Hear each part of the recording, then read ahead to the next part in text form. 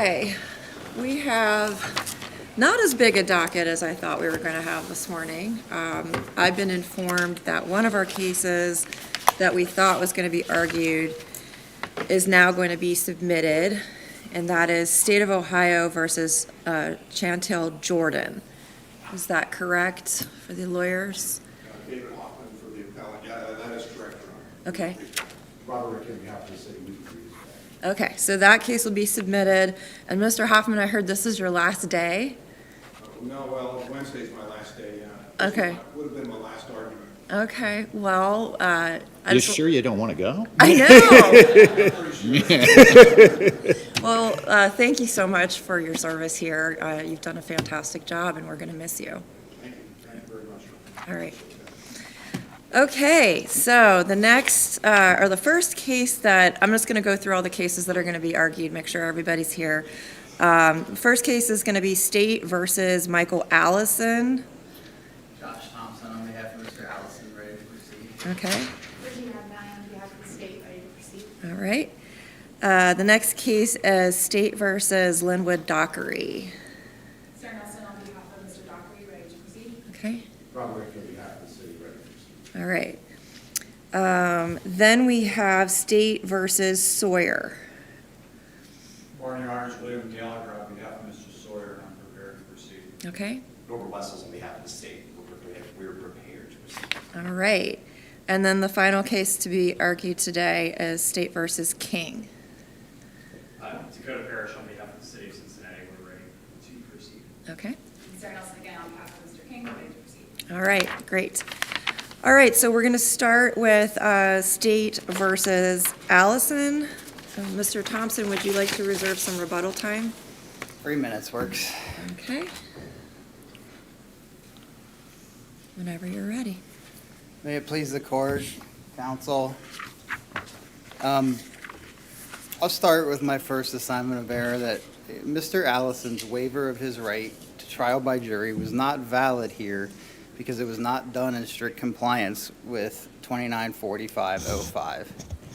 Now, I didn't strictly argue this as a constitutional error, but I do argue that Ohio's Constitution, Article 1, Section 5, that Ohio's Constitution provides a stronger right to a jury trial than the federal Constitution. Specifically, the use of the word inviolate is a strong indication that the right is greater in Ohio. And the reason I point that out is because to show how important the strict adherence to 2945-05 is for performing a jury waiver.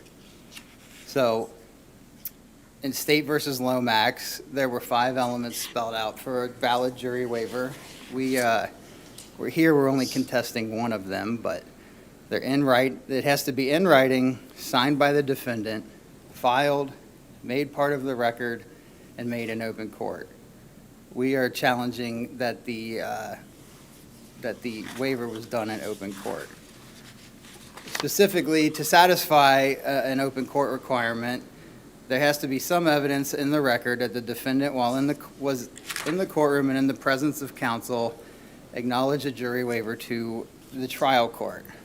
So there was an interesting thing that happens in this case. About 40 days before the trial, they supposedly do a jury waiver.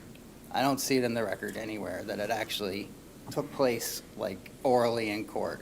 So there's a written waiver, and that is filed in the record Yes. at that time. But you're saying there's some indication that there might have been something done on the record. We just don't have a transcript of that?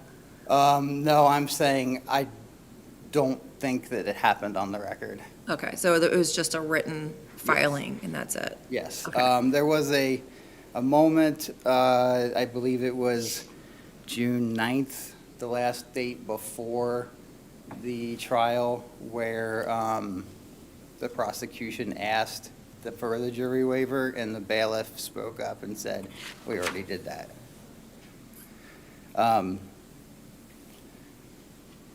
What about this exchange on the 30th of June? Yes, so I know that the state will argue that I'm being hyper-technical here, but trial counsel does not speak or appear on the record until after this waiver has done. And that may sound, I understand, difficult to focus on, but I would also note that of the 3 transcripts we have here, the trial court read the caption of the case and announced who was present in the court for the before sentencing and before the pretrial on the 29th or on the 9th.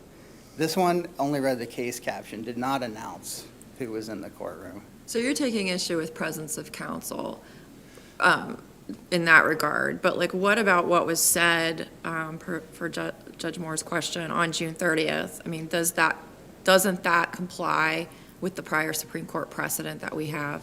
So I would rely on the State versus Jenkins case out of the 6th District to argue that it does not. That's 2014 Ohio 1304. And the difference there was that the court actually acknowledged that the prior waiver was done in open court. And we had no such acknowledgement here.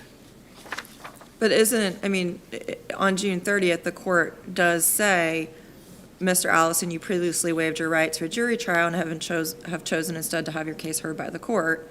Yes, Your Honor. So the court accepts your waiver, as previously indicated in an earlier setting. Isn't that enough under like Lomax and Jackson? I don't think so. One, I don't think it actually happened in an earlier setting. And 2, there's no indication that happened in open court. There's no indication counsel was there, for instance. Oh, for the June 30th. For June 30th or whatever this supposed prior setting was. Okay. So you're saying that because when they read off the case at the beginning, we should infer that the counsel was not present during the colloquy? I am saying that it is a strong indication that something was different that day. You know, we've got 2 dates where they did say it, where the court did say it, and one where they didn't. I think the inference has to be that counsel was not literally there.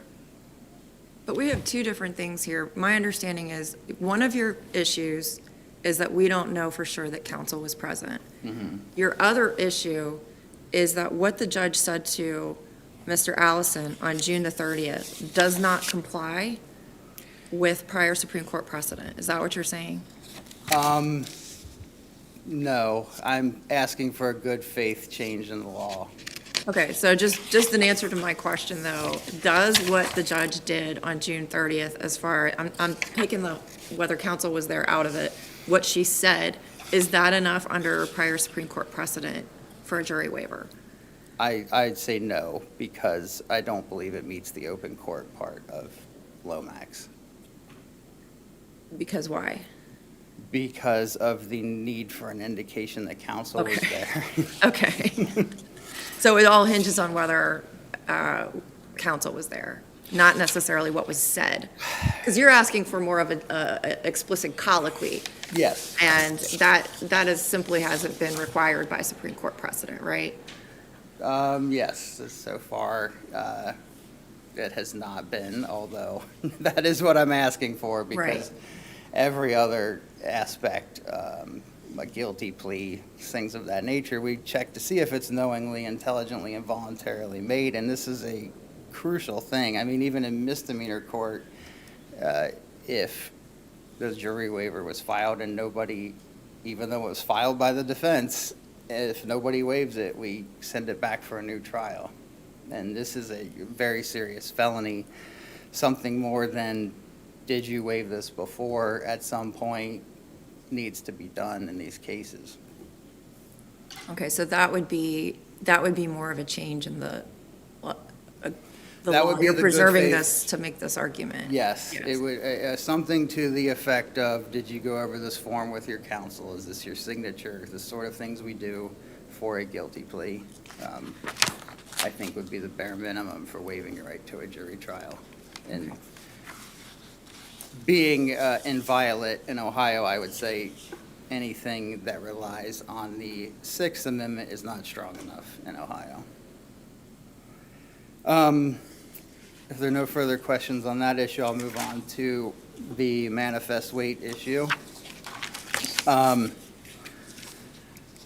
main issue that I would point out is that we really are lacking here the usual markers of recklessness. We don't have evidence of excessive speed, impairment, no flight from the scene, no texting with driving, or any other sort of similar egregious conduct in this case. We have a very tragic accident, undoubtedly, but the evidence of recklessness here is lacking.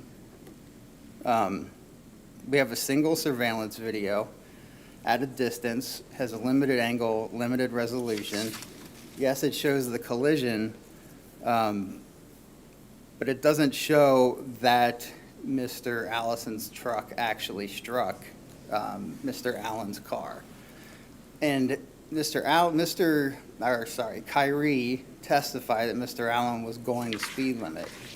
Watching the video, Mr. Allen is continuing to go at a speed that he catches up to Mr. Allison. So if Mr. Allen is going the speed limit, then Mr. Allison can't be speeding. if Kyrie is I to thought the believe. theory was that your client was in a lane that was ending and he had to merge into It the is. traffic. Mhm. And it wasn't necessarily that he hit anybody, it was that this merger was reckless and caused Mr. Allen to have to veer his truck into oncoming traffic. So it's The just, car. I thought the judge just found that the way Mr. Allison was driving was reckless. Yes, that is what the court found. I'm arguing that the strength of the evidence, that the credibility of the evidence wasn't actually there, that That didn't happen that way? it wasn't proven beyond a reasonable doubt or credibly that the accident itself was reckless and not just an accident. Wasn't there evidence that he was driving on the sidewalk, Mr. Allison? I'm not sure that the pictures show a sidewalk. I don't know that there's a sidewalk on that road, but there was pictures of tire tracks in the dirt, and there was testimony he was on the sidewalk and that he hit a pole. And I would agree that all of that would be bad driving, but But reckless. not reckless? Not without something else. We have here, watching the video, a merger that goes down to one lane, a zipper merge, essentially, and it's just a really unfortunate sequence of events. Mr. Allison tries to get in, ends up being the wrong call, hits an SUV, and then that causes Mr. Allen to swerve, which was a very tragic accident. But he had two choices, to either stop or speed up, and he made the wrong choice. And I'm arguing that there is no evidence that was reckless. So you're arguing that driving on the sidewalk is not necessarily reckless? I'm arguing he didn't drive on the sidewalk.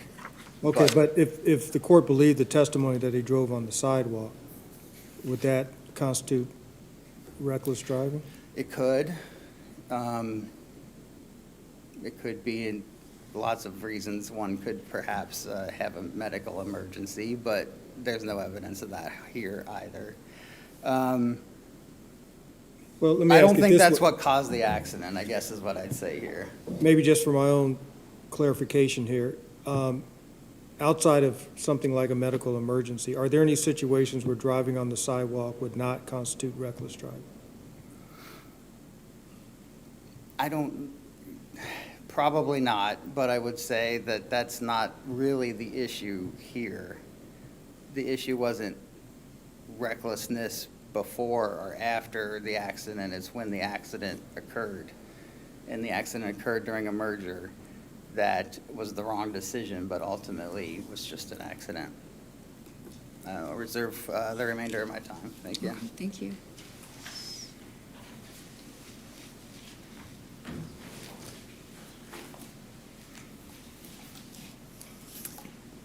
Good morning, Your Honors. Good morning. Good morning, Counsel.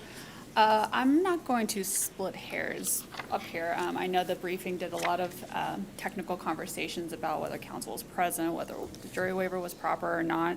The state would argue that the jury waiver was valid.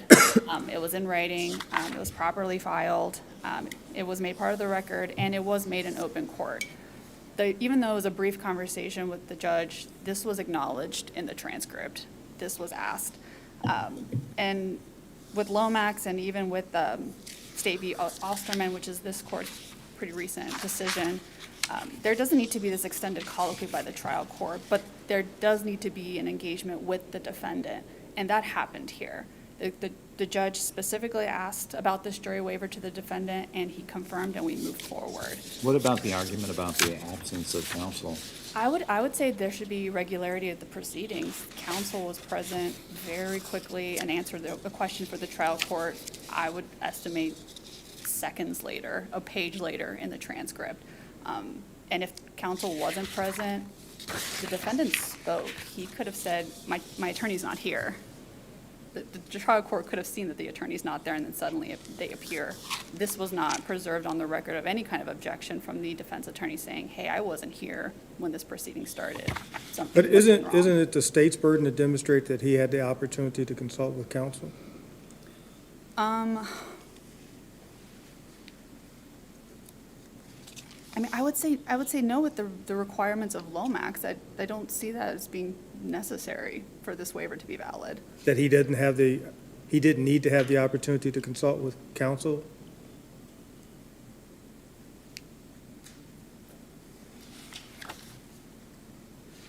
It's my understanding that,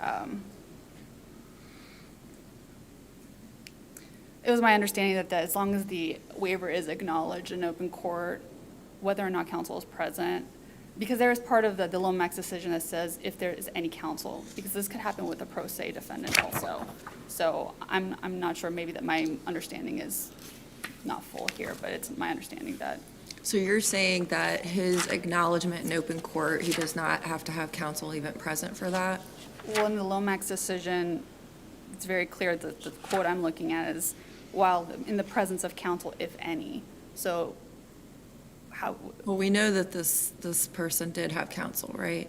yes. Okay, so with somebody who does have counsel, are you saying that a judge can ask them to acknowledge the jury waiver in open court without their counsel present? I don't know if we need to go that far with the questioning here, because the state's not arguing that counsel wasn't present. We're Okay. arguing that the counsel was present. So I And guess that we makes can sense. tell that because on the next page of the transcript, counsel says something.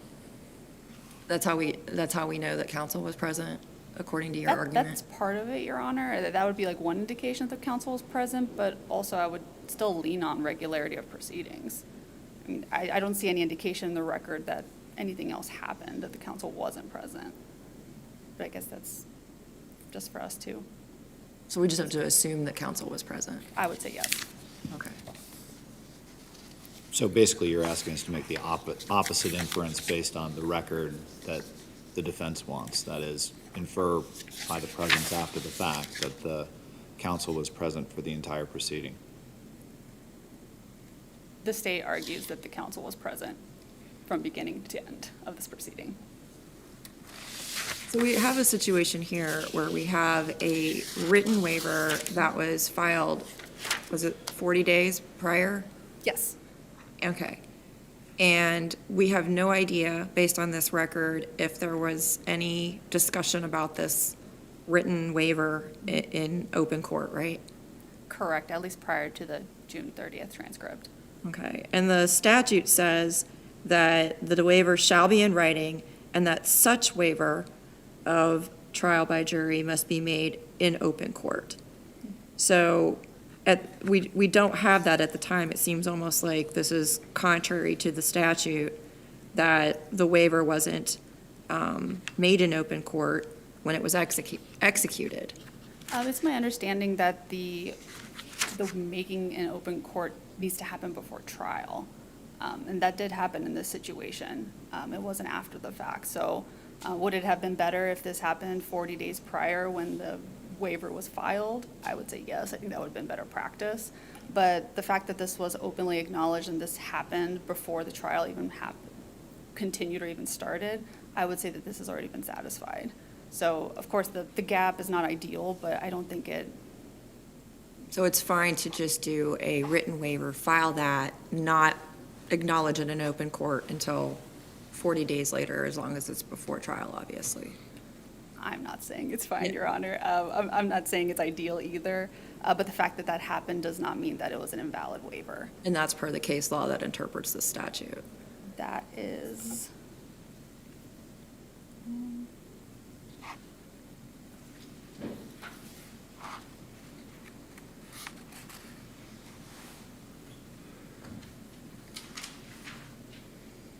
I would say yes, but I can't cite to any without wasting too much time. Okay. For Mr. Allison's second argument that focuses heavily on the manifest weight of the evidence, I don't think that the trial court lost its way with this. The trial court had the opportunity to hear from both of the Lewises, who were one of the cars that got bumped by Mr. Allison during this terrible situation. The trial court heard from Michelle Clay, who was also able to see what happened right in front of her with her friends. So there were multiple credible witnesses that the trial court had the opportunity to hear from. They all provided matching testimonies that also was supported by video evidence of what had happened. And it's really important to focus on that this is reckless that we're talking about. For both of the convictions that Mr. Allison acquired, there had to be a person acting recklessly, and the state argues that that happened here. Just from the video evidence alone, at any point, Mr. Allison could have stopped, but we're not only pushing through a merge lane that finished, he already bumped into the Lewises, which could have caused him to stop or come to senses that he's not driving properly. But there was a lot of cars on the road, and we see very clearly in the video of Mr. Allison, whether he touched the Allen car or not, I don't think that that is damning to the reckless standard. It just says likely to cause a certain result, and if someone is swerving into a lane, it's not unlikely that that would push into oncoming traffic, which is what happened here. So the state argues that Mr. Allison did act recklessly. We've all experienced road rage before, I know I have, but I would have stopped in a situation like this, not driving through grass, not almost hitting a pole and not hitting a pole. He could have hurt himself, not to mention the Lewises, and unfortunately what happened to Mr. Allen was preventable. So I would argue that the trial court was very thoughtful with the way that they were taking in the witness testimonies, especially in corroboration with the video evidence that was available. This didn't have to happen, but it did, and the results were horrific.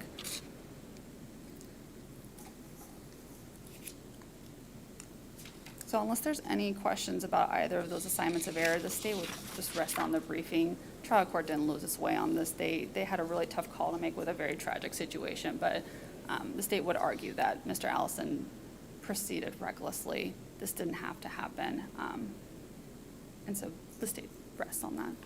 Thank you. Okay, all right. Thank you. If there are no further questions, I'll waive the remainder of my time. Okay. Well, thank you both for your arguments this morning. The case is now submitted, and we will issue a timely decision. Have a good rest of your day. All right, the next case is State versus Dockery.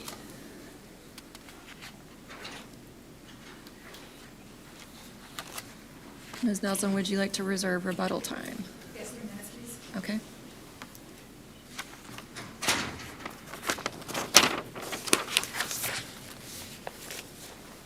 Good morning, Your Honors. May it please the Court. Good morning, opposing counsel. Sarah Nelson again on behalf of the appellant, Mr. Linwood Dockery. There are 3 assignments of error before the Court this morning. The State has conceded the third regarding the jail time credit issue, so I'll be focusing on the first and second. Just to briefly touch on the first assignment of error, I'd like to respond to 2 things raised in the State's brief. This is a venue issue, and the State says that venue was proved in this case, citing 2 sources that I do not believe are adequately part of the trial record. The first being the reference to the complaint and affidavit. those are documents in the case, but they were not elicited at trial as evidence, so those cannot be properly considered as evidence of venue in this case. The second being the officers being affiliated with the Cincinnati Police Department. The officer didn't testify to what police department he was a part of in this case, and this court can't assume that. So I'll submit on my argument in my brief, which is that there was no testimony about where Damon Smith's property was to properly construe venue in favor of the state. Can I ask you, though, there's a video exhibit in this case, Yes. right? And in that video exhibit, you can see trash cans outside of his house marked City of Cincinnati. Okay. Is that enough? Because what we have in this case is we have I guess it was the shop down the street, right, the Doug's Automotive down the street that they established was in City of Cincinnati, Hamilton County, right? And then his house, what the testimony was, his house was down the street from that Doug's Automotive, right? Right. And then combined with a video that shows trash cans that say the City of Cincinnati. Could that be enough to show venue? The venue test is easily met based on sufficient circumstantial evidence, and if this court, I did not pick up on that nuance admittedly from the Ring camera, but if this court thinks that that's sufficient circumstantial evidence, then that would be appropriate. I didn't pick up on that fact, so I didn't argue about that fact. If we're limited to the facts raised by the parties in this case, I don't think the testimony that the body shop down the street would be sufficient, because I think that's sufficiently vague. The nuance about the trash cans, I submit that the court could consider that as sufficient circumstantial evidence, but I don't necessarily think the trial court relied on that in this case. And the state didn't argue it? No.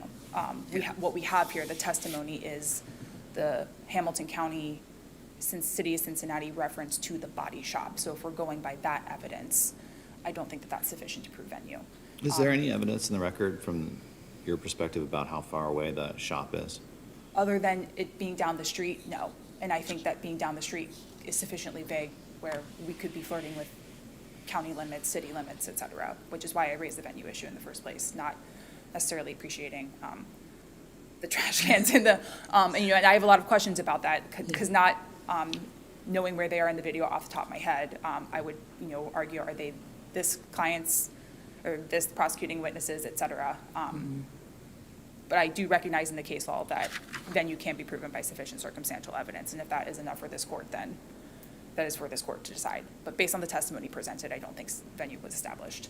I mean, is there any different jurisdiction between the house and the body shop that was down the street?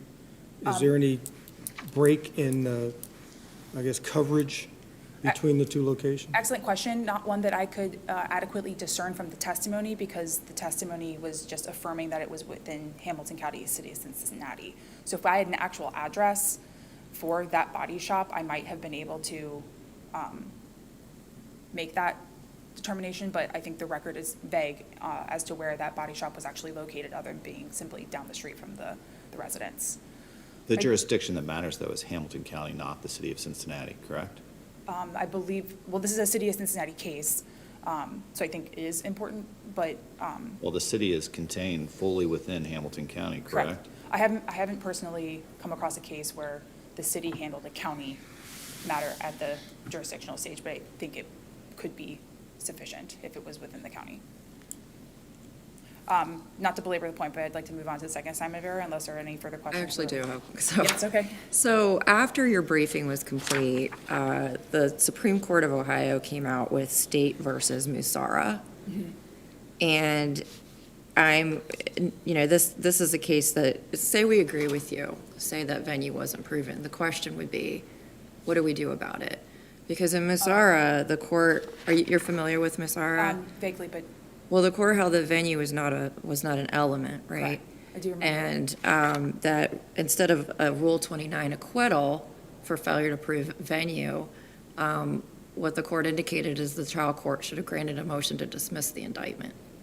And no motion to dismiss the indictment was obviously raised in this case. Well, nothing was raised in this case, True, 'cause right? this is Because a we're on plain plain error error. issue. Yeah. But that's the question, because normally, before that, because you cite our case of Quatara. Correct. Which came out before the Musara case. Correct.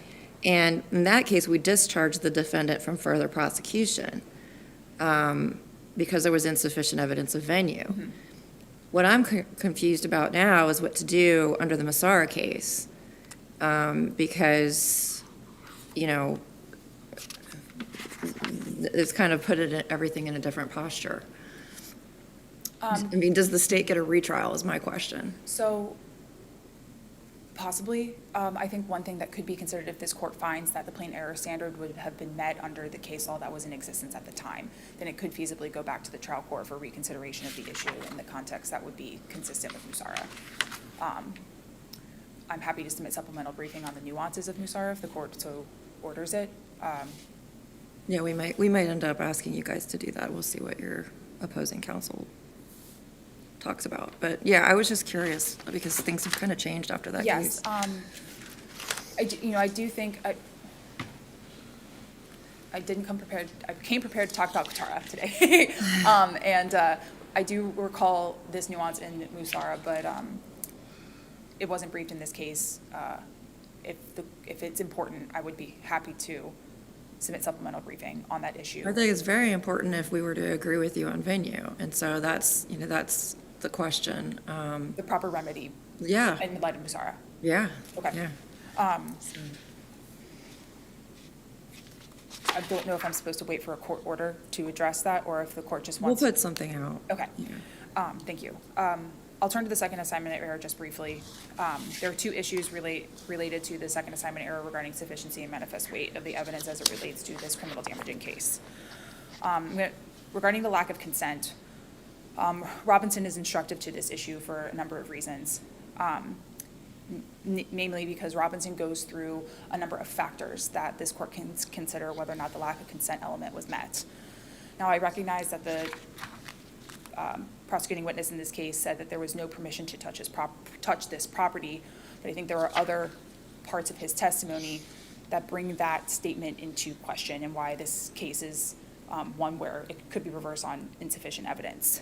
Namely, the car in this case appears to be essentially abandoned. It had been parked in a particular spot since 2017, and there's no testimony about the condition of the car, its operability, et cetera. Presumably, it wasn't operable because it had not been moved. I don't think that there is clear evidence of ownership in this case. The car was definitely not owned by the prosecuting witness. He said it belonged to his sons, but the officer couldn't verify registration, and no title was offered to prove who owned this car. And his sons were absent from the jurisdiction? The prosecuting witness testified that they were in the military, presumably absent from the jurisdiction, but I'm not quite sure.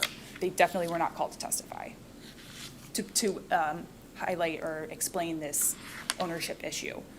I don't think that in light of the abandonment, the ambiguous ownership, the fact that there was no estimates made on this car, the lack of insurance, et cetera, are all reasons to question, well, who does own this car in order to have the sufficient possessory interest to be the person to say that I did not give consent to damage this vehicle? And respectfully, I do not think that Mr. Smith was a proper person in this case to establish that.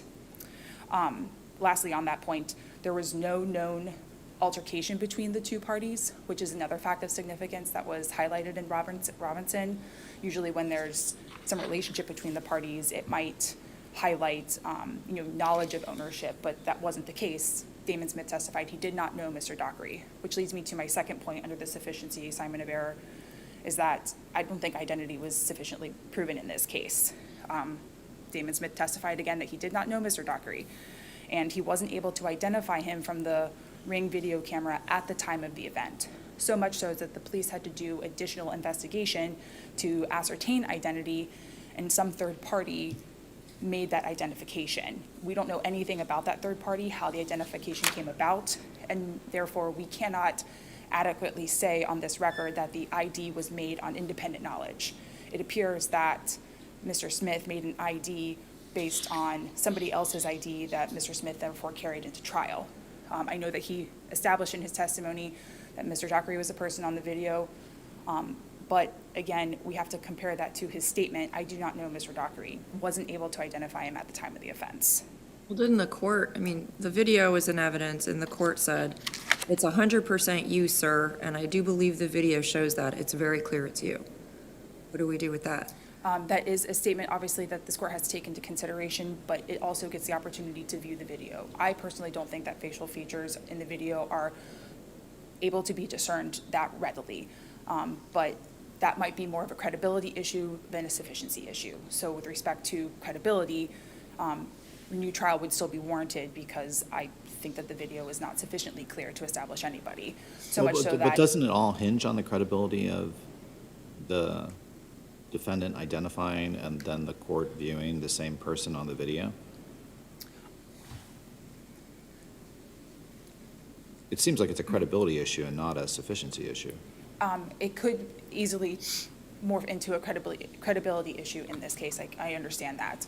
But even if it boils down to credibility, we have to buttress the court's finding against the testimony in this case. And I don't think that the testimony was that persuasive to say that the person in the video was Mr. Dockery.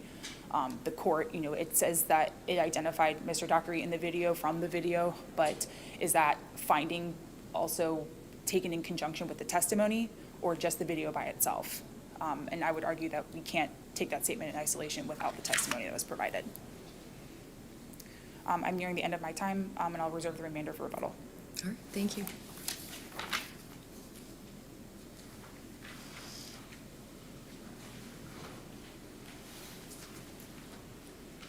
May it please the court, counsel for appellant. Good morning, ladies and gentlemen. I'm Bob Rickey. I'm here for the city of Cincinnati. First, I will address the first issue brought up by appellant counsel, the issue of venue. I will get right to the point. It would be much more perfect if we had counsel had asked Mr. Smith in this case, your vehicle, was it in the city of Cincinnati, Hamilton County, state of Ohio? It wouldn't be a question then. That would be preferable, but we didn't have that in this case. We had counsel ask specifically with regard to the automotive shop that Mr. Smith recognized Mr. Dockery. Where is that located? And that's in the city of Cincinnati, Hamilton County, state of Ohio. However, the city submits that we have provided circumstantial evidence to prove venue in this matter. Specifically, number one, the issue of venue was not raised at trial, so we're looking at plain error here. There's a totality of facts that were brought out in the trial to show proper venue here. Again, as I indicated, Doug's Automotive, which is where Mr. Smith said he had seen Mr. Dockery, was right down the street. This is indicated in the video because you can't really see that automotive dealership because it's on the same side of the street, same side. But we don't even know the distance, do we? That is correct. We don't know the distance. We would still submit that as one element in addition to others that would still lead to that. But you are correct that there wasn't an indication it's a block down, it's half a block down. But there is an indication that, and I'll get to this point in a second, that he did indicate that it was in the city of Cincinnati, Hamilton County, that business. He was specifically asked that question, right? Yes. Yeah, Yes. okay. And as indicated by the appellant, we do have a Cincinnati police officer investigating. We would contend that it does weigh to the venue, that the complaint and affidavit does indicate that the incident occurred at 1604 Lynn Street. That's why they had the trial based on the complaint. So that's something that can be taken into consideration, even though it wasn't admitted at trial, or? We would submit that unless that there was, I would go back to the argument that because venue wasn't challenged at that point, I would say that this court could consider that. Because at that point, defense counsel could have objected and said this is an improper, or even a pretrial motion to challenge the validity of the complaint and affidavit. Well, doesn't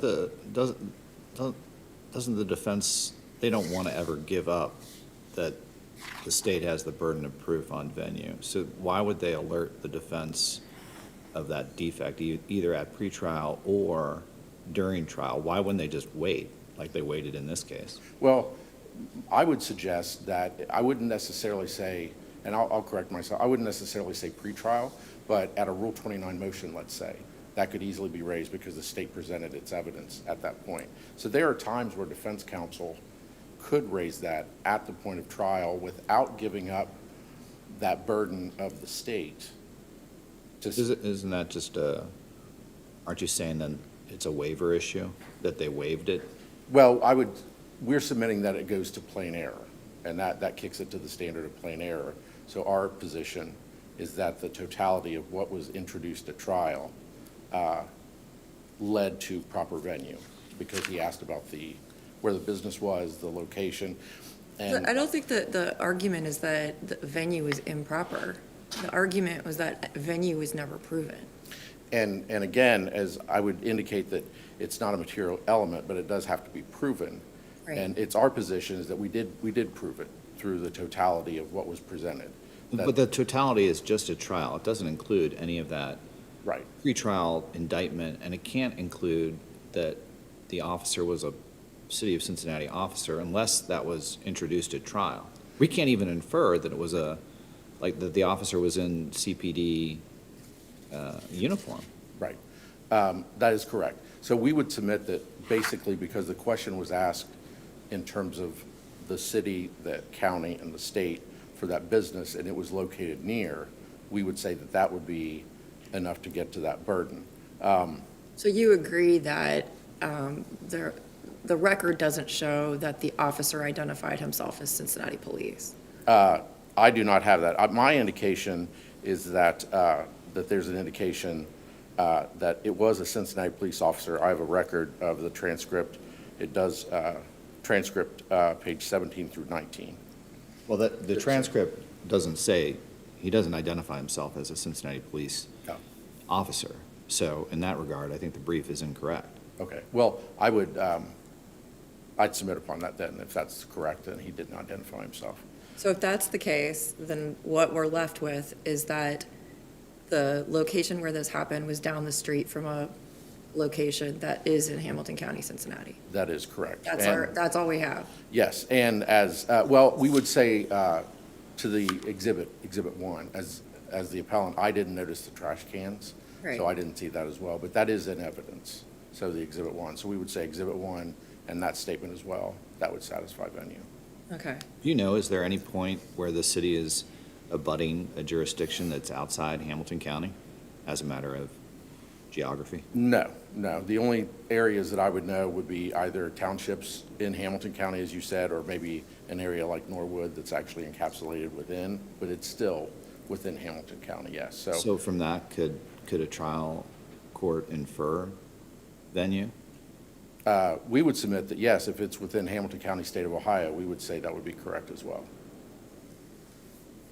So what about my questions? I don't know if you're familiar with the Musara case, which came out after you all completed your briefing, and what effect that would have if we were to agree with the defendant that venue was not proven. I'm not familiar with that case, but I would not object to any additional briefing if this court were to order that in terms of what the remedy would be if the court rules for appellant on this matter. What do you think the remedy is? What did you come in here believing the remedy would be if we were to side with the appellant? Discharge? We believed it would have been a discharge, but I'm not familiar with that case, Your Honor. And the Okay. reason for the discharge would be what? Is it double jeopardy, or is it some other concern? Because while it's not a material element of the offense, it has to be proven in criminal prosecution. So I think once that's not established, it would have been a Rule 29, let's say. Okay. If there are no further questions on that, I'd like to start addressing the second issue with regard to the lack of consent and identification. With regard to the lack of consent, we would submit based on the case law out of this district and other districts that the state can show the ability to not give consent to damaged property that has often happened with people that don't necessarily have ownership of the items. I would point to the Baldwin case out of the 9th District in our brief. This particular case, it was the owner's son had possession of the vehicle, somewhat similar to this matter. Owner's son testified he didn't consent to the damage, immediately reported it to the police.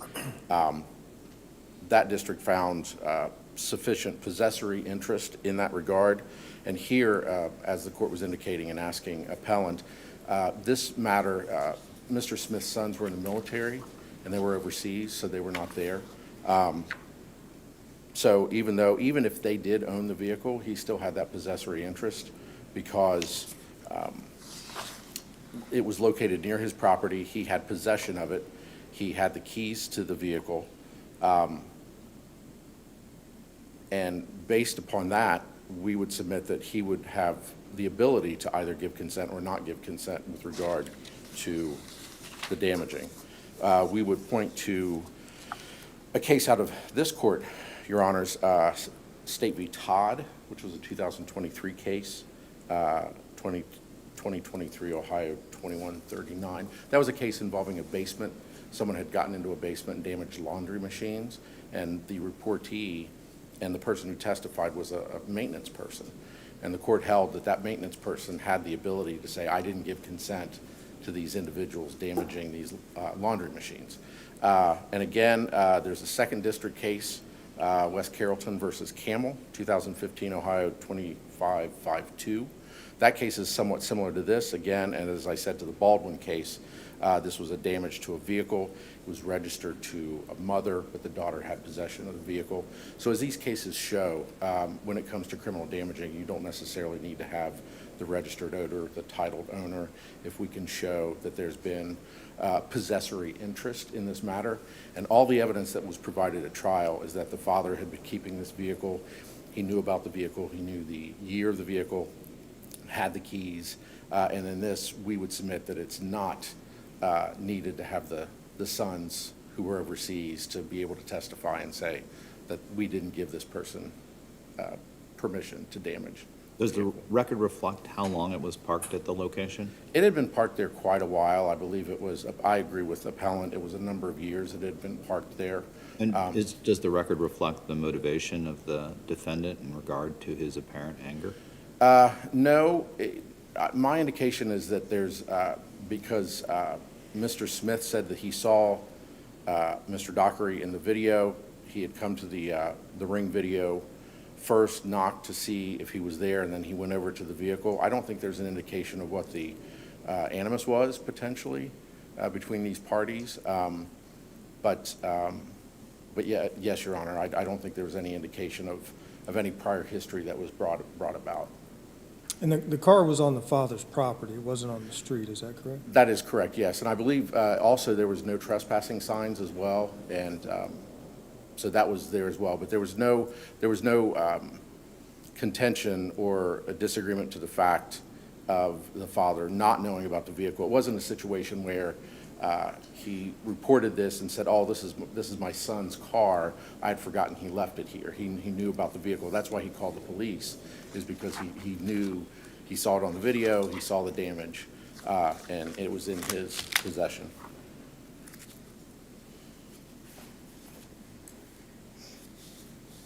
With regard, and if I may, I'd like to address the second issue brought about on that second issue for review, is that the state failed to prove identification.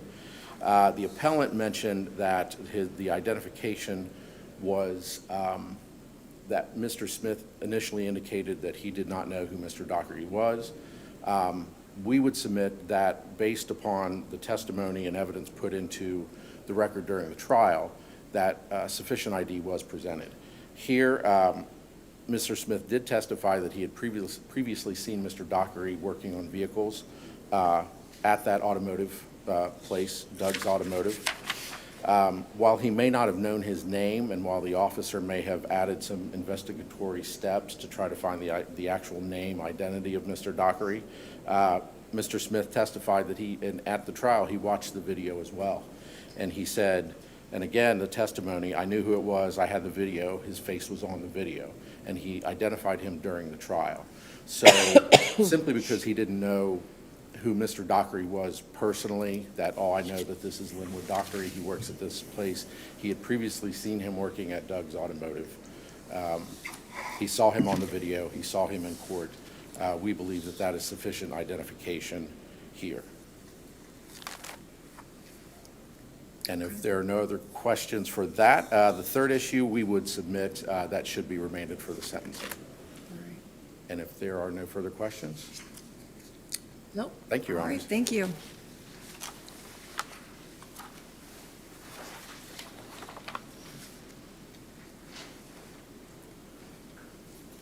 I just want to briefly address the Baldwin case cited by the city. In that case, I think it's important to note a couple of distinguishing facts. The son who borrowed his father's car did borrow and use the car, which is factually distinct from this case where we have what I described to be abandoned property, a car that had not been moved since 2017. In addition, in the Baldwin case, the car had been described as being in pristine condition. So there was clearly evidence of a possessory interest use over a car that was being adequately maintained by the possessor. We don't have similar situation in this case. We don't have any condition of the vehicle prior to the alleged damage. We also have an admission that the car hadn't been used since 2017. So I think that that's important with respect to adequate possessory interest to be the person who can bring forward a criminal damaging case. Regarding just the issue of identity, the way I read the testimony is that he did not know Mr. Dockery and was not able to identify him at the time of the incident based on the body or the ring camera video. Then we have somebody who identifies Mr. Dockery that doesn't testify in this case. And the point I'm trying to make, I guess, about credibility as to the identification testimony is that it's not clear whether it was personal identification or personal knowledge or influence over this third party who comes in and makes the identification. Because if he was able to recognize Mr. Dockery as somebody from the body shop, he would have been able to make that comment at least at the time he observed the video in the first instance, and that's not what the record reflects. The record reflects, I don't know who this person is, and then all of a sudden at trial, after the fact, after somebody has been identified, oh, maybe I recognize this guy from down the street, but was that influenced by this third party? It's unclear, which is why I think the identification testimony in this case was insufficient, but obviously at minimum, not based on, not credible and worthy of a new trial. Thank you, Your Honors. Thank you. Thank you both for your arguments this morning. The case is now submitted, and we will issue a timely decision. Ms. Nelson, is it your last time? One more today. Okay, That'll be my last. all right.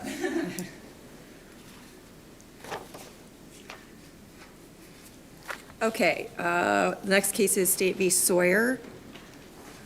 Mr. Gallagher, would you like to reserve rebuttal time? If I could reserve 5 minutes, Okay. and hopefully my ADHD doesn't focus on this big screen you've given me. We're trying to make it easier than those lights were. Whenever you're ready. Okay. May it please the court, Your Honor. The court hearing the motion to suppress erroneously determined that the police had the right to remove Mr. Sawyer from his car to perform a protective sweep of the car based solely on Mr. Sawyer's 20-year-old felony conviction and some arrest record. Michigan versus Long and his progeny really just don't support this conclusion on this finding by the trial court.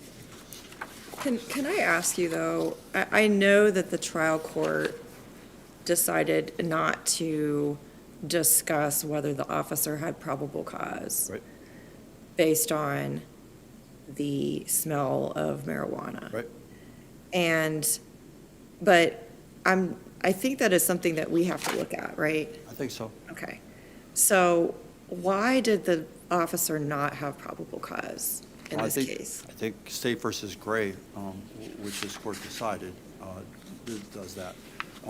Which said the smell of marijuana alone. Well, I know, but that's why you have the smell of burnt marijuana. Okay. What the officer said was that everything the defendant said about having smoked it earlier was consistent with what he observed. He also admitted that he had no training whatsoever to basically determine anything about smoking marijuana in a vehicle.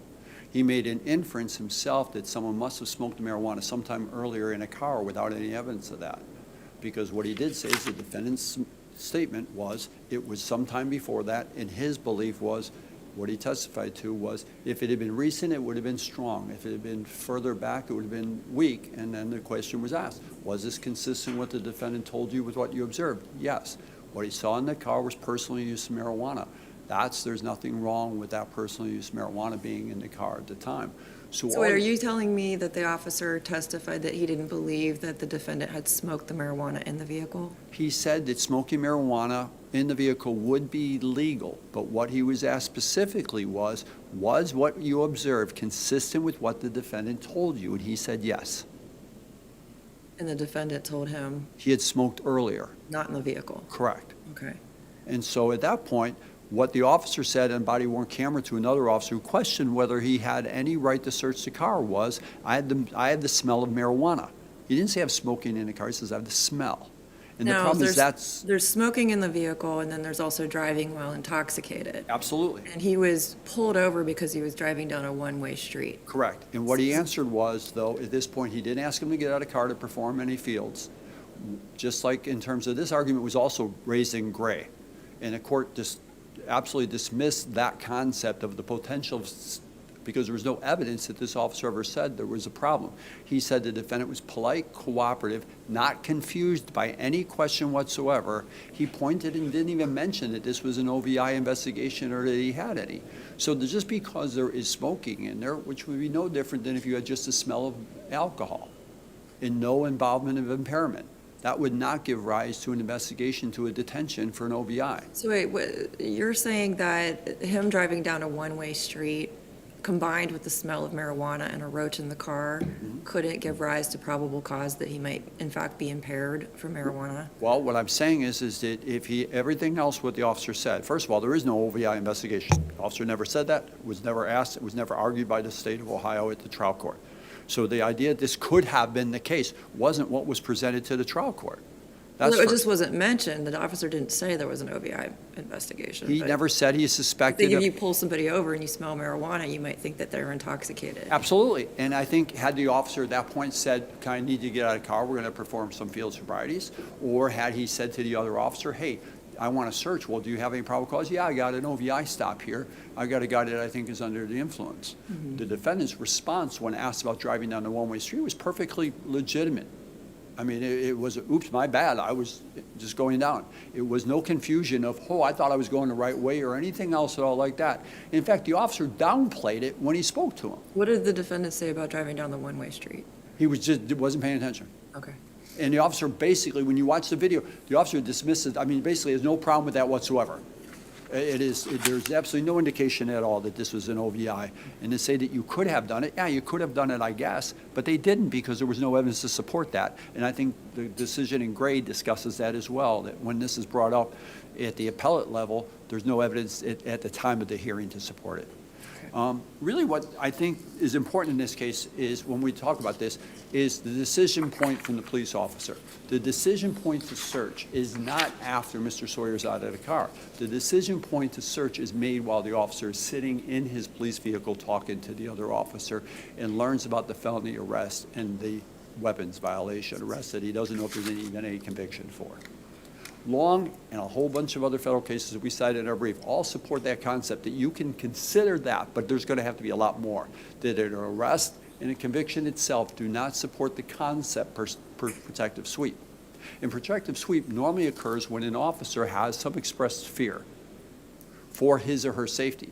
There's absolutely nothing in this record, and the video supports it, that this officer had any fear whatsoever. Even though he knows he's an approach with caution, because he learned that upon pulling the car over, running the plate before approaching Mr. Sawyer, he doesn't ask him to get out. He does not express any fear whatsoever of Mr. Sawyer. He turns his back on Mr. Sawyer and walks back to his car with his license to run him. He doesn't call for backup immediately. He doesn't do anything at all like was done in Smith. So there is nothing in the record whatsoever to support the concept that the officer had any fear or any other concern about Mr. Sawyer during his interaction with Mr. Sawyer. He explicitly says on the body-worn camera to the other officer, I want to search for a gun. He doesn't say, I'm afraid of this guy, get over here right away, come give me backup, I need help. I don't want to deal with this individual. There's some other problem. It is such the case that whatever occurred during that trial court, the state of Ohio specifically abandoned the argument that they had raised in their responsive brief in this case during oral argument. The state of Ohio specifically told the trial court, do not consider anything at all about the officer wanting to search for a gun. That's not what's important here. It's not about that. never argued anything about fear. In fact, abandoned the argument about the idea that there was a determination to search for a gun.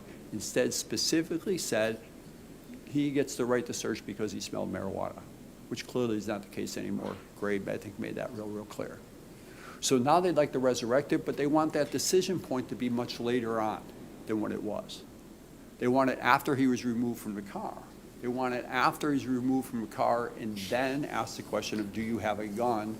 And he says, yes. That's the point that the state of Ohio would like to have, because then Michigan versus Long, they would argue, applies. The problem is that's not the case. That just isn't the case. The decision to remove him from the car had already been made back in the car. It had been made before any other indication that there was a gun in the car, any indication that there was some sort of furtive movement that was alleged in the state's brief.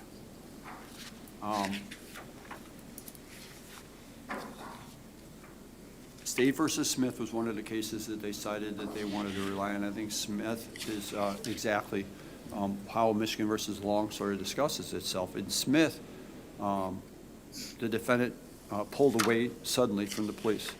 The officers, before they made the decision to ask Smith to get out of the car, saw furtive movement. They described the defendant as frantic, nervous. In that case, the officer, before doing anything else, called for backup and support. And then also expressly identified issues that caused that officer reasons to fear for her safety before having Smith get out of the car. None of which occurred in this case. None of which occurred in this case. This officer had no training on detecting in the use of car. He specifically said that. Had never ever cited anybody for use in a car. Never expressed any fear in the body-worn camera or in his testimony.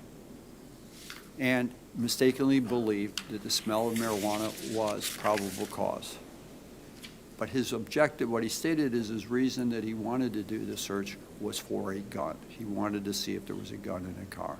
He didn't say I was concerned about my safety. He specifically said it was because of the record. And Michigan versus Long and all the cases after that said that's not sufficient. That's not what we're doing here. That's not what you're allowed to do. There's obviously no search incident to arrest here as there was in Gray. But there was an issue, even though the court didn't get to it in Gray and talked a little bit about it, which was whether if you got past the concept of the smell of marijuana was probable cause to search, whether or not that there was any officer safety.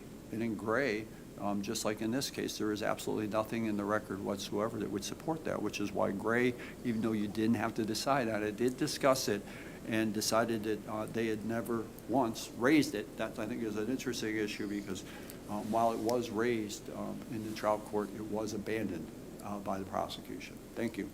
Thank you.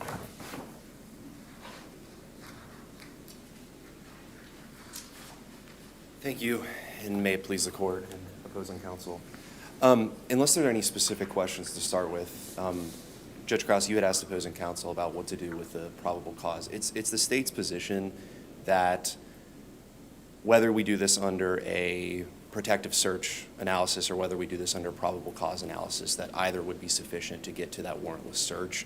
However, I do believe because the trial court explicitly said it was not considering probable cause in the automobile exception analysis, that if this court were to find that the court made some sort of error in relation to the protective sweep doctrine, it should remand this case for the trial court to have the first opportunity to make a consideration based on the record. Why are you saying that? Why, I mean, could the court below be right for the wrong reason? I mean, what if you're not going to argue probable cause, that there was probable cause to us? No, I can, and I will, and we argued that in our brief. I think specifically as it relates to whether or not this court has the opportunity to address an error that the court made, I don't know if this would be, because the trial court specifically said it did not take the opportunity to address that, if it would be right for this court. You think it would be more prudent to send it back for the court to look at probable cause? I think this court could provide guidance on the probable cause issue, but deciding it at the first step here, I think, would probably be improper. That's not to say the court can't provide guidance or an analysis on the issue, but the court would still, that trial court would still have to be the one to make that decision. But I guess, but leaving that aside, I mean, whether we do this under probable cause or, like I said, protective sweep doctrine, I still feel as though there was no error that the trial court made. You were about to say something when I had asked for No, questions? I was just, I mean, I just want to know what your probable cause argument is, because as opposing counsel just said, you know, he agrees that if there's more than just the smell of marijuana, then potentially that could lead to probable cause. But here, based on the trial court record, the officer was not concerned about driving intoxicated or smoking in the vehicle. Well, then let's start with that, because I think the important analysis when it comes to analyzing these Fourth Amendment questions as it turns to probable cause is, one, this is an objective determination. What the officer's subjective intention in deciding to search is irrelevant for the question about whether or not there was probable cause. So if the officer decided, you know, that he wanted to search based on some pretext, it wouldn't have any, it wouldn't matter an iota if there was objectively, under a determination under the totality of the circumstances, probable cause that exists. And opposing counsel referred it to as a decision point. The point for a determination about whether or not probable cause exists to search occurs at the time that the search was actually committed. It seems to me the main argument that opposing counsel is making is focusing on, well, you know, he decided, you know, back in his car that he was going to search, and that is the moment that this court should be focused on. But that isn't true. The search in this case wasn't effected until he was removed from the vehicle and until he admitted that there was a firearm in the vehicle itself. And so up until that point, you know, when the officer did his search, when that search was effected, he knew at that point, you know, you talk about probable cause, that he was not allowed to have a firearm, and he had just been told that there was a firearm in the vehicle. Under the automobile exception, from an objective analysis from the time of the search, he clearly had probable cause to effect the search at that point, only for those firearm-related crimes that we cited in our brief. At the point where he's outside of the car and he says he has a weapon? Correct. So like this, are you asking about when the search was effective? Yeah. Yeah, so what happens in... Well, he had probable cause at that point, is what you're saying. From the moment that he says I mean, I believe the officer had reason to believe there was a firearm in the vehicle based on, you know, the prior charges he had. Additionally, weighing into the fact the officer testified that he saw him kind of moving around underneath his seat. So those facts would, I think, contribute to a probable cause analysis. But certainly when he says there's a firearm in the car, yes, I would believe at that point, at the point he searched, the officer had probable cause based on the weapons charges. In addition to that, even if we were to put the probable cause for weapons charges aside, which I don't think is incumbent upon this court to do, I think there's absolutely sufficient evidence under the totality of the circumstances for the officer to determine that it had probable cause to search based on infractions related to marijuana. Two of those charges, Judge Krause, you had mentioned, weapons intoxicated, driving a motor vehicle while intoxicated, or smoking marijuana in the car. I mean, this is not a situation where we have just the odor of burnt marijuana. As Your Honor pointed out, and as was apparent in the record, he was driving the wrong way down a one-way road. It's true that the officer never conducted like a fields investigation, never did any standardized field sobriety test. But where this is an objective analysis focusing on the totality of the circumstances known to the officer, he doesn't have to say, oh, I charged him with a intoxication crime. All that matters is whether or not he had probable cause to believe that that crime was being committed. And in addition to that, driving the wrong way, you also have the presence of the roach and an ashtray in the car. When asked about the smoking of marijuana, the defendant indicated that he had smoked previously. You know, he doesn't say smoked previously at a house or smoked previously. Does the record show that there were ashes in the ashtray? I believe what the officer testified to is that it appeared as though the ashtray had been used. In fact, when the officer specifically questions him about, I can't remember the exact phrasing, but something to the effect of, you know, there's marijuana that you've been using in the car or something to that effect. He holds up the ashtray and the blunt, or maybe it's the baggie and the blunt, and says, like, here, like this is, to me, that's indicative, holding those up when told that he's going to be cited for those crimes is indicative of culpability, that he knows what he's doing or had done was illegal, and he's attempting to turn over that piece of evidence. Mind you, this is not beyond a reasonable doubt territory. This is only probable cause to believe that contraband relevant to a crime was within the vehicle at the time of the search. So taking all of those facts together, we would argue that the officer absolutely had probable cause based on all those circumstances at the time that the search was effective. Although, so that I can briefly address the protective sweep doctrine that occurred in this case, we're aware of the Gray case. This was a case that was decided before the arguments, before the decision that actually was handed down in this case. So obviously the trial court never had an opportunity to consider the analysis there. But there are facts in this case that make this case different from the analysis that was convicted in, or that was handed down in Gray. Specifically, the court's interpretation of protective sweep doctrine in Gray focused, as I see it, primarily upon this idea that if someone is fully contained in a vehicle, there's no need for the police officers to conduct a protective sweep until they decide that the person is going to be moved back in. What you have here is a situation that's completely different. Mr. Gray, or sorry, the defendant in this case was removed from the vehicle. He was still behind the vehicle speaking with another officer. He was not contained in any way. He was not handcuffed. He was not under any sort of full custodial arrest, as that term is used in the Terry case or the Long case. And so I think it was incumbent upon the officer, when he's told that there is a firearm in the vehicle, to retrieve that firearm to protect his own safety. And as we make clear in our brief, this is the exact type of situation that the United States Supreme Court was concerned with when they handed down Long. This idea that when a full custodial arrest has not been conducted, the defendant may decide to go and try to quickly retrieve a hidden weapon. And where that particular circumstance, that particular dangers to officers exist, they do not have to engage in their heads some sort of legal analysis. They are permitted to retrieve that firearm. Now, this is obviously different than the automobile exception. It's relevant to it because, you know, a protective sweep that recovers a firearm might be relevant to that analysis. But given this court's analysis in Gray, and given the way that the Long case was handed down by the U.S. Supreme Court, I do believe, as the trial court found, that the protective sweep that was initiated in this case was consistent with either of those analyses. Are there any other particular questions about the protective sweep doctrine or the applicability of Long or Gray? Not hearing any. We do raise in our brief the idea of the exclusion doctrine. I am aware that in Gray, this court has said that the state's failure to raise the exclusion doctrine, the good faith doctrine to exclusion at the first instance basically constituted a waiver. That's not the first time that that's been said, though. I understand. But specifically, the reason I reference it specifically in Gray is that it appears to the state that the defendant is primarily relying upon that case in order to try to allege error by the trial court.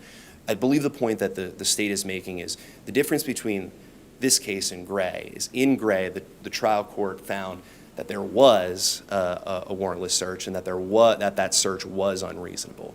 In this case, while there was a warrantless search, the trial court never made a determination that that search was unreasonable. It made the opposite finding. So there was never an opportunity for the lower court to make a determination about whether exclusion was warranted under the good faith exception. In addition to that, Gray had not been decided, so could not have been considered. So this would be, in effect, if the opposing counsel's argument is solely that this case needs to be overturned on Gray, the state would have had no opportunity to raise a good faith exception for the law that existed at the time that judgment was handed down. Now, obviously, that's going to involve consideration of other cases that were decided at the time, and obviously the law as it relates to marijuana consumption is still relevant. But if the argument is going to be that this case needs to be overturned because of Gray, this would be the state's first opportunity to raise a reliance on good faith exception by the police officers to the state of the law that existed before then. Just so I understand how that would work in cases. Mm-hmm. So you're saying in Gray, the judge found that suppression was warranted? Correct. Okay. So then, would the state then, after the judge gives her ruling, would then raise good faith? I think, are you asking in this case or in the Because you're hypothetical? saying the state didn't have an opportunity here to raise good faith, and I'm wondering, when does the state have to raise good faith? Is it after a judge rules, or does the state argue good faith as part and parcel of its presentation for why the search was okay? I think it is incumbent upon a trial court where exclusion is requested by the defendant in a criminal case to make a determination that, one, there was a constitutional violation, and that, two, that exclusion is warranted based on that thing. And so you don't get to that second determination and consider, good faith exception or any sort of relevant argument around it until you make that first determination. Until you get to a constitutional violation, you don't get an opportunity to consider whether or not exclusion is warranted. But when does the state have to raise it?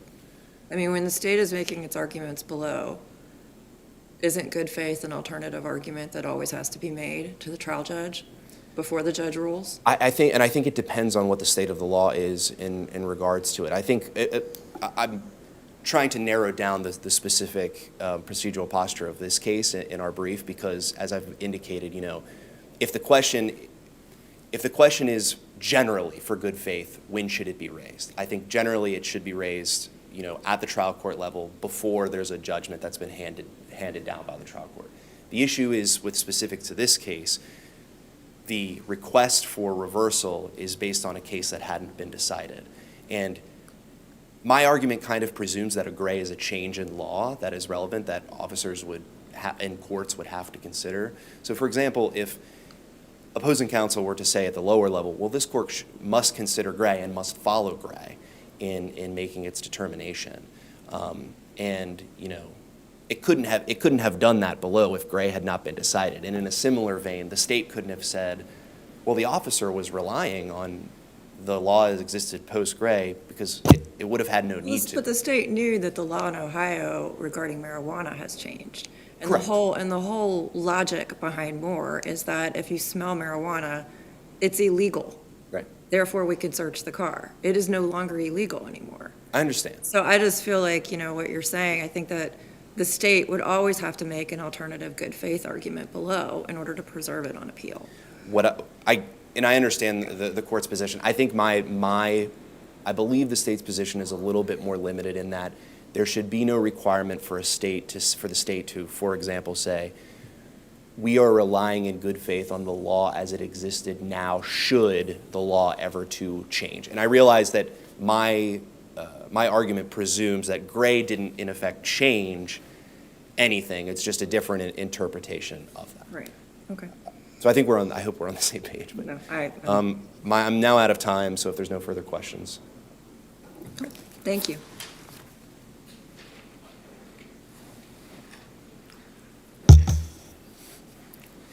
If you had not even decided gray, I'd still be here arguing that because of the change in the law 2 years before this officer made the stop, that the sight of marijuana within the car and the smell itself is not proper. And that there is nothing that said that the officer was relying on more in the record, or that he was mistaken in terms of his belief, in terms of what he was doing. What do you say about the idea, though, that it's an objective determination, that some objective officer could have determined probable cause based on the smell, the identification, the driving wrong way? Okay. Now that we're in an OVI situation? Right, well, like with someone driving the wrong way Yeah. down the road Okay. with a bottle of beer Yep. and the smell of alcohol. Yep. That would create probable cause? Well, Wouldn't the it? alcohol in the car would be illegal, but here it's not. So if you're driving down a one-way street and you smell alcohol in the breath and you have nothing else, Ohio case law is real simple. A simple traffic violation without any indication of impairment and the smell of alcohol is not enough to support probable cause.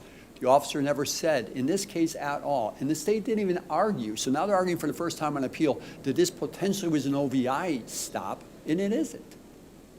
What do you think about the suggestion that because the trial judge didn't look at probable cause, that it needs to go back for the judge to do it in the I don't first think place. so. I think you have enough on the record right here because of the status of the law concerning that probable cause in the marijuana to rule that there was no problem. If you decide the protective sweep that was abandoned by the prosecutor but found by the trial court is no longer a valid reason for the search, there's nothing left. I think your rest of your analysis, you would just say there's nothing left because of what has been decided. And Gray itself doesn't necessarily, because the trial court didn't have Gray, the trial court still had enough, I think, at the time to make the determination that the smell of marijuana is not enough. Well, the But- trial judge in Gray didn't have Gray. Right, right, So- right. And I think, look, in Gray was the same thing. Gray was, the state brought up for the first time in appeal, this could be some sort of OVI. And Gray said, no, that's not where we're going here. And I got to go back to this Michigan versus Long. He does not have the right at this point, or did not choose to have Mr. Sawyer get out of the car except to do the search. This was not a Michigan versus Long situation or something else, because of some other factor, removed the defendant from the car, and now was making the determination of, before I put you back in the car, I'm going to do a protective sweep. That's not what occurred here. That's not what occurred here. We might be in a completely different situation if the officer said, just for officer safety purposes, when I first approached Mr. Sawyer, I had him sit on the curb while I talked to him, or I had him get out and go to the They back of always, the they car. can always remove people from the car. Absolutely, but the officer chose not to do so in this case. And what the officer did, and I think that goes to the officer fear factor, right? It isn't the information learned after he removed him from the car that supports the search. You don't get to take him out of the car and detain him for the search. That's the entire purpose now of this officer getting out of his patrol car, is to conduct the search. He's already made a decision to search. He goes and, consistent with doing that, says in the transcript, I tell the defendant to get out of the car so I can search it. He says that's why he's telling him to get out of the car. He's detained at that point in time. He says in the transcript he's not free to go at that point in time. He has changed this from a traffic stop to something else. Probable cause is determined at the point that this officer made the determination to continue to keep Mr. Sawyer there at the scene and removing him from the car. You don't get used to things after you have improperly detained him for that search to then support the search. This is not a returning to the motor vehicle case. This doesn't come anywhere close to any of the facts under Michigan versus Long. Michigan versus Long says prior convictions and arrest history do not support probable cause to search. It requires officer safety to be at issue. This officer never, ever pointed to a single thing, said anything, did anything in this case to express the concept of fear to remove Mr. Sawyer from the car to do a protective sweep. It's not the things after, it's at the time he pulls him from the car. That's the decision point. Because that's the detention. This fact that you didn't handcuff him yet doesn't matter. He said in the transcript he was not free to go. Looks like I've hit my time. Unless you've got questions for me, I'm not allowed to say anything more. Thank you so I much. appreciate the time. Thank you very much. Thank you both for your arguments this morning. Case is now submitted. Okay, we have one final case set for argument, State of Ohio versus Rayshawn King.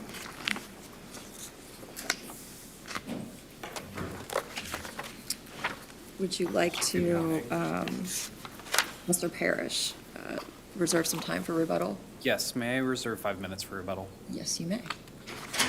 Whenever you're ready. May it please the court? Hi, counsel. This is an appeal filed by the city addressing whether the trial court erred in granting a motion to dismiss on speedy trial time. And the court's decision, it determined that 104 days of trial time had elapsed, and the city submits that 72 days of trial time have elapsed at this point at most. And so I think that it's helpful to look at this in a series of blocks. It can get very confusing when calculating time and doing that. And so the state has no issue. I do believe that Mr. King put on his prima facie case that over 90 days had elapsed from the date that he was arrested to the date that a trial, and actually at this point that a motion to dismiss was heard on this case. He was arrested in November. We get to June. There was more than 90 days that have passed. What comes at issue, however, is how much time had told in between that period. And so there's several bits of time where there is no controversy. So for example, from May 13th to June 24th, the date of the trial when the motion to dismiss was filed to the date that the motion to dismiss was ultimately heard, the court indicated 0 days of time had elapsed, relying on prior case law. The city agrees there. Furthermore, when you're looking at December 4th through February 14th, there was explicit time waivers made by the defendant, and then when the court was out with an illness and moved a pretrial date indicating on the record that time had told, again, 0 days have elapsed there. So wait, this is, you said December 4th through February 14? Correct. Because I was looking at December 2nd, there was a discovery demand, right? And I'm trying to be as liberal with time construction here as Okay. possible, giving a little bit of benefit to the defense here. It was filed then, and I believe the court may have indicated, and I could be incorrect on this, that he began his time tolling event on December 4th. So, okay, so December 2nd or 4th through February 12 or 14, all of that's told because of the discovery demand and the trial court's unavailability. Correct. Okay. And then we've also got the dates that the trial court said time was told for a decision on a motion to compel from March 6th to March 20th. Again, the state there, that's 0 days there. The city believes that that was calculated correctly. And just to briefly hit the November 27th from the date of arrest to December 4th, as to whether triple time counts while the defendant was incarcerated or not. The only evidence that the city has at this point is that in one of the complaints, it was indicated that the Mr. King had been arrested on an open warrant, and that is what led to the subsequent resisting arrest and obstruction charge being filed. That is our argument as to why that should be counted as single time rather than triple time. If this court rejects it, it's not imperative to the state's case. And So either way, even if it was triple, it doesn't matter to your calculation? No, correct. So it's all about the motion to compel then, and the tolling for the motion to compel? Yes, correct. And to kind of go there, we also agree that from April 22nd to May 13th, 21 days elapsed. And while we've submitted an argument that from March 20th to April 22nd, that time should not count, it also is not going to be imperative on this case whether those 33 days elapsed. Where this really comes down to is the period from the date of the motion to compel on February 14th until March 6th. So that's where. So that's what we have to zoom in on? Okay. I would argue that's where this comes. Well, you're saying this is, I don't know, is that 23 days I have it calculated as 22 days. or 22 days? Whether it's 22 or 23, this all comes down to the city had what the defendant was seeking. Correct. Well, And actually said it in chambers, basically something like, or they said it on the record, like, we've got it already. correct. And So why didn't the city at that point just produce it? There would be no issue at all. so the city had, when it came down to that motion to compel period beginning on the 14th, the city did not believe that what all was being requested was discoverable under Criminal Rule 16. That issue was raised that day, and the court ordered that a motion to compel be filed by Mr. King. He gave the state an opportunity to respond to that motion to compel, and a hearing was held on March 6th at that point, determining whether or not the city would be compelled to produce those documents at that point. And so the city put forth a good faith argument based off of case law indicating why they did not believe the TASER report, the use of force report, and the tactical addendums that were being requested were discoverable. And so this was a discovery dispute during this time period as to whether or not those would ultimately be ordered compelled. While I'm not trying to relitigate whether or not those should have been granted or not, that's not what the city's here to argue. We are submitting that this was not prosecutorial misconduct to withhold it during this time because we were in the midst of a dispute as to whether or not the defendant was even entitled to this. Once the city was ordered to produce it, the city did produce it within the time period ordered by the court.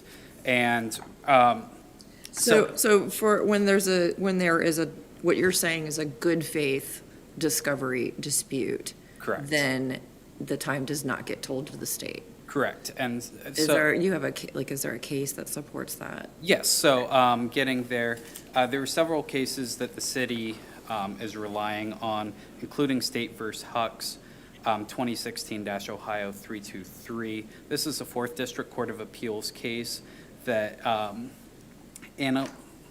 analogized a motion in limine as a time tolling event because of the need for a hearing on the issue, giving the state a period of time to respond and a court to make a decision as a tolling event. They made that analogy, actually that was State v. Saffin, my apologies, that a motion to compel was similar to that motion in limine. And So wait. So State versus Hucks was not what you were talking about? well, State v. Hucks, and I will get there to State v. Hucks, my apologies. Okay, so the case you were just talking about was what? State v. Saffin. Okay. 2008-Ohio-338. And going into State v. Hucks, there is some language about when there is a motion to compel that is filed because of prosecutorial misconduct, that does not toll time. However, the argument that we're making is that this was not prosecutorial misconduct. This was the state making an argument as to why it did not believe that these items were discoverable. And that time period from February 14th to the date of the hearing, and then the time period after that, What was the date of the hearing? March 6th, Okay. should be And it- told. And at that point, the court made the decision on March, what day did the court make its decision? Did they make it in open court? They made it, yes, on March 6th, or no, my apologies, 20th. on March 20th. So the court needed 2 weeks to make a decision, and then on March 20th, they ordered it to be produced. The state produced it April. So why the delay in production if the city already had the document at hand? The state complied with what the court ordered at that point. I can tell you, just from being involved in this matter, while it was at the trial court level, there was a lot of shifting bodies within the courtroom. I believe that was on the state at that point for taking the maximum amount of time permitted under the court's order, but that is ultimately what happened. Counsel? Yes. This period that we're talking about, you said it either began on February 12th or February 14th, is that right? February 14th, my apologies. Is definitively the 14th and not the 12th? Because I thought you were saying it could be either or. No, I'm coming up on my time here.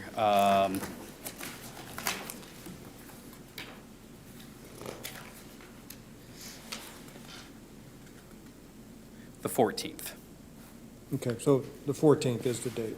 correct. Thank you. So the time period from the 14th to March 6th is the main period that you are disputing, where you're saying that this was a good faith discovery dispute, not a prosecutorial misconduct situation, and therefore it should be told. Correct, and I realize I'm out of time, so I'll answer that. as correct. Okay.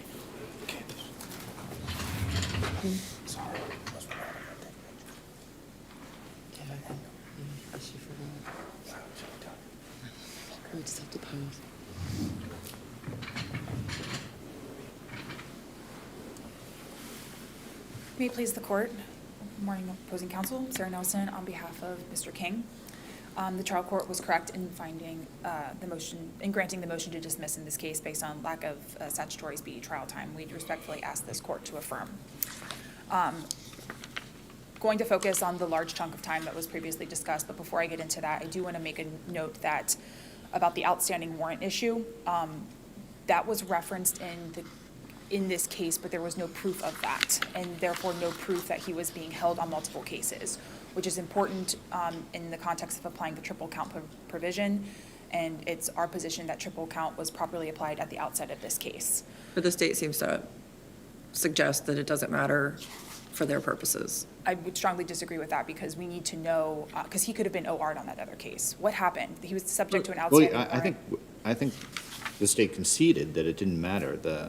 Even if you applied the triple time provision, it didn't matter to their argument. It was really right down to just the motion to compel time. I think it matters from the entire perspective, but I will quickly turn to, I just wanted to maintain that I think triple count applies, and I didn't want that to get lost in the weeds. Regarding the large chunk of time, I believe that it does start on February 12th. The state just maintained or argued to this court that the time period starts on February 14th, but there was no explicit waiver from the 212 pre-trial until the 214 motion to compel being filed. So in the absence of an explicit waiver, that time does accrue against the state. Starting with the filing of the motion to compel, I think the entire period in this case is controlled by this court's decision in Cheatham, because it's no mystery that the underlying cause of the delays in this case to argue the motion to compel was based on the state's failure to abide by the rules of discovery. Now, the state argues that they had a good faith basis to not provide the TASER report, but I would push back on that for a couple of reasons. The state's argument before the trial court was that there was other information provided in discovery that would cover what was in the TASER report. Well, if it was already accounted for in other portions of discovery, what makes the TASER report then something that would not be discoverable? Was that argued? I mean, did the state give a reason for why it wasn't discoverable? The arguments from my notes on the motion to compel was that the TASER report was not discoverable, and the information in the report was documented in other sources, such as the body-worn camera and the use of force But report. why wasn't the TASER report discoverable? Did they not explain that? Not to my recollection. Okay. They also argued, other than the information being available in other sources, they claimed that this wasn't a case of self-defense, but that's what the defendant had articulated to the trial court, was that this was, and that we needed the use of force, the TASER report, because this does contemplate a TASER being used. So that was what was being fought about, was whether that TASER report had to be turned over only. Correct. There were 2 other additional reports being discussed, but the state maintained early on that those reports did not exist. Okay. And the only report that was ultimately turned over on April 22nd was the TASER report. But we had already known at that point, from my recollection and review of the record, we had already known at the point that the other 2 were not in existence. That didn't change, and the TASER report had been in the state's possession since the 212 pretrial, but they just didn't turn it over. They didn't ask for an in-camera review. They didn't ask to redact the portions that they thought were not discoverable. The original discovery request did encompass all police reports, and this is certainly discoverable under that broad request. So basically, the defense position is there was no good faith basis for resisting the motion to compel, and therefore that time is not told? Correct. Yes, and not necessarily to the level of prosecutorial misconduct, but the arguments presented about why this specific TASER report was not based on any thing consistent with this case, because it is a case-by-case determination on what information could, fall under discoverable or not discoverable. So there could have been a privacy concern, for example, in the TASER report that they needed to redact that would have been a good faith basis, or there could have been a piece of privileged information, but none of that was raised below? Perhaps, yes. Yes, none of that was raised below. Again, that's kind of why I alerted the court to the fact that the state didn't ask for an in-camera review to review the report. It didn't articulate any specific sensitive information regarding this report. It just withheld it based on its belief that it wasn't discoverable and that the information in the report was provided elsewhere in discovery. That's not the test. And because Cheatham contemplates or takes the position that when any delay, the source of the delay is the state's failure to provide comply with discovery, I submit that the total time between the February 12th pretrial, because there's no explicit waiver, through the disclosure of that discovery on April 22nd, all of that gets counted against the state. I know that there are general rules about reasonableness to comply with orders and the court's getting reasonable time to consider motions, but those rules apply after Cheatham. I think those rules apply more specifically to like a motion to suppress. We're not in that type of territory. We're clearly in a situation where all of this time is, this delay is because of the state's failure to comply with the discovery rules. So that's why I would submit under Cheatham, all of it gets counted against the state. Did you do your own calculation? Yes. I am 100% the law student that avoided math, so. I think it was our understanding that there would be no math, but what was your calculation? So I had 106 days lapsed in this case. I also offered the court an alternative of 93 if it felt that the 2 weeks the court took to consider the motion was reasonable. I submit that that time should count against the state under Cheatham because it still was a continuance in the name of the state's discovery conduct, but even with or without those 2 weeks for the court to consider the motion, this still meets or exceeds the 90 days. Regarding the time period that the court gave the state to comply with discovery, I don't think any of that time is reasonable for the state to comply because the TASER report was in its possession back in February. So there's no good faith reason for them to have waited the entire time to provide that report. Even though the judge gave them 30 days to comply. I'm not sure why the court gave them that time. The court had Cheatham, knowledge of Cheatham, knows that the state could have complied with the order right then and there, and this delay would have perhaps been looked at in a different light. But on this record, what we have is a 30-day delay, which, while in some circumstances could be reasonable, was unreasonable under the facts of this specific case. If there are no further questions, I'll happily submit on the arguments in my brief and maintain that the trial court properly granted the motion to dismiss, and we'd ask this court to affirm. Thank you. Thanks.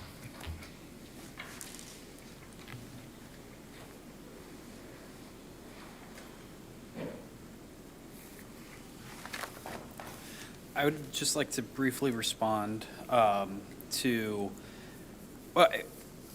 in addressing some of the specifics of what the Huck's case had argued. And the language was that a motion to compel does not toll time if necessitated by the state's prosecutorial misconduct in refusing to comply with discovery demands.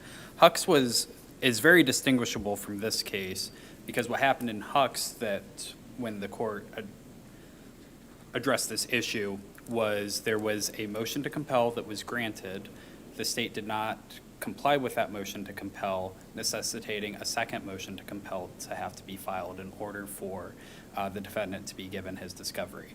This is distinguishable because when we get to the February 14th date when the motion to compel has been filed, there had been no order from the court saying that the state needed to supply the TASER report at that point. It was still a pending matter before the court, as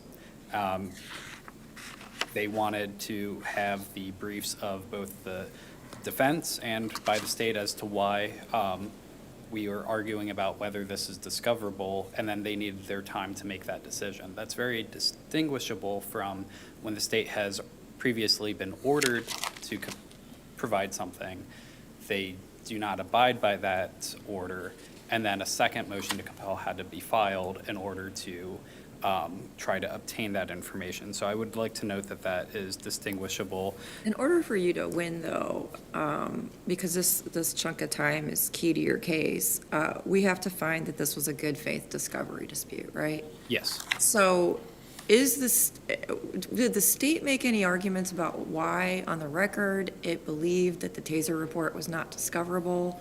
How do we make this determination? That would have been documented in the state's memorandum contra. There was case law that was cited, and I do not recall that case law off the top of my head, but I remember that there was some case law that was put in support of the state's rationale for why it believed that the items requested were not discoverable. Okay. So, and I believe that that is indicative of the good faith effort on the state's behalf. Ultimately, I mean, the state lost that motion, but I do believe that the state. It seems like the state's position below was that it was simply duplicative information, though. Some of it was duplicative, but there was, and I don't want to speak out of term because I can't remember the exact language of a case law, but there was and I'd have to review that motion that was filed to where there was some language as to why other courts in Ohio had said that similar reports were not discoverable, but I didn't write that down, so I apologize. Yeah, because I don't think it would be necessarily good faith, and you can argue with me on this, if the state just says, well, we don't think it's discoverable. Correct. Period, end of story, we're not turning it over, right? That wouldn't be good faith. I would agree. That's Okay, not all right. good faith. And so from my date calculations, when you're looking at, let's do the 18 days from arrest to December 4th, you've got the 33 days from March 20th to April 22nd, and the 21 days from April 22nd to the trial date of May 13th, and then you've got 2 days in between February 12th and 14th. I come to 74 days. So I would ask that this court find that there was an error in the calculation. And What about the trial court's decision from March 6th to March 20th? Previously, you had said that was properly told. from the The trial court having to make the decision, I believe the argument was that period of time should count against the state because the trial court was having to make this decision because of the state's actions.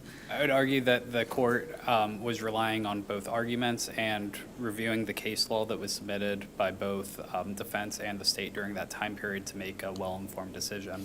I don't believe that should count against the state because it could have gone the other way. It didn't in this instance, but this was an instance where the court needed time to review. And while the state ultimately lost in this case, I do believe the state put on a good faith reason for why it didn't believe items were discoverable, and I don't believe that time should So count. it all hinges on that. Correct. So if the state did not put on a good faith reason for why it's not discoverable, then the trial court's decision-making time then would count against the state. And I know I'm out of time, but to answer Yeah. that question, I believe that it is both the good faith effort, but the case law in Hucks, whether prosecutorial misconduct was the cause of that delay. Okay. Specifically. And I'm sorry, can I ask one other question? In the first period that you talked about, you said ran from the November 27th to December 4th? Correct. And the end date, how did you end up on the 4th versus the 2nd? The 4th was the date that I believe, if I'm calling everything correctly, that Mr. King was ultimately, he signed his OR bond and was released from custody. Okay. Okay, thank you. Okay, all Thank right, you. thank you. Thank you both for your arguments this morning. The case is now submitted. And Ms. Nelson, I think this is your final argument in this court. It's been a pleasure having you. We wish you all the best, and thank you for your service. All right. That concludes court for today.